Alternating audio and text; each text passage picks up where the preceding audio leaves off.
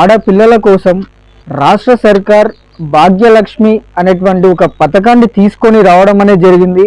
అయితే ఈ పథకాన్ని ఏ విధంగా అప్లై చేయాలి అనేటువంటి దాని గురించి తెలుసుకుందాం. మన ఛానల్ని లైక్ చేసి సబ్స్క్రైబ్ చేయండి, కింద కామెంట్ రూపంలో మీ అభిప్రాయాన్ని తెలియజేయండి. భాగ్యలక్ష్మి అనేటువంటి పథకం ద్వారా మీకు 2 లక్షల రూపాయల ఆర్థిక సహాయం అనేటువంటి పథకము కొని రావడం అనేది జరిగింది. దీని ద్వారా మీకు ఆడపిల్ల ఉన్నటువంటి వారికి 2 లక్షల రూపాయలు ఆర్థిక సహాయము పొందడం అనేది జరుగుతుంది.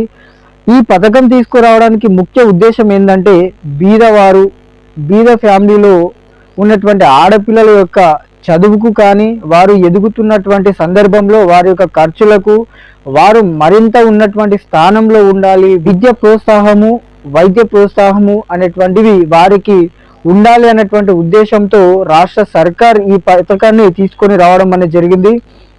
అయితే ఈ పథకంలో చదువు, పెళ్లి, ఇతర ఖర్చులకు సంబంధించినటువంటి అంశాలు అనేది ఉండడం అనేది జరుగుతుంది. దీనికి అర్హులు ఎవరుగా ఉంటారు అని అంటే 2 లక్షల కంటే తక్కువ ఆదాయం ఎవరైతే ఉంటారో సంవత్సరానికి వారికి ఈ పథకము అర్హత అనేది వర్తిస్తుంది. అయితే కుటుంబంలో 2 ఆడపిల్లలు ఖచ్చితంగా ఉండాలి ఈ పథకానికి మీరు అర్హతను పొందాలి అని అంటే. అయితే ఈ పథకంలో చేరడానికి మనం చేసుకోవాల్సినటువంటి రిజిస్ట్రేషన్ ఏ విధంగా ఉంటుంది ఈ ప్రాసెస్ అని అంటే, అంగన్వాడీ కేంద్రంలో రిజిస్టర్ చేయాలి మీ ఆడపిల్లల యొక్క డీటెయిల్స్ని. జననం డేట్ ఆఫ్ బర్త్ సర్టిఫికెట్లో తల్లిదండ్రుల యొక్క ఆధార్ కార్డు, క్యాస్ట్ నంబరు, మీ యొక్క బ్యాంకు నంబరు, అకౌంట్ నంబరు ఇవ్వాలి. 31 మార్చి 2026 తరువాత ఎవరైతే పుట్టిన వారు ఉంటారో ఆ ఆడపిల్లలకు మాత్రమే ఈ పథకం అనేది వర్తిస్తుంది. మళ్ళొకసారి 2006 తరువాత ఎవరైతే పుడతారో ఆడపిల్లలు వారికి ఈ పథకం వర్తిస్తుంది. అయితే మొదట ఆడపిల్ల పుట్టినటువంటి సందర్భంలో 19,300 రూపాయలు డిపాజిట్ చేస్తారు. 18 సంవత్సరాలు నిండిన తరువాత మొదటగా ఉన్నటువంటి ఆడపిల్లకి 1,97,000 రూపాయల ఆర్థిక సహాయం అనేది ఇస్తారు. అయితే రెండవ ఆడపిల్లకి మొదట మీరు 18,350 రూపాయలు బ్యాంకులో మీరు డిపాజిట్ చేయాలి ఈ పథకం కోసము. వారికి 18 సంవత్సరాలు నిండినటువంటి రెండవ ఆడపిల్లకి 1,52,000 రూపాయలు ఇవ్వడం అనేది జరుగుతుంది.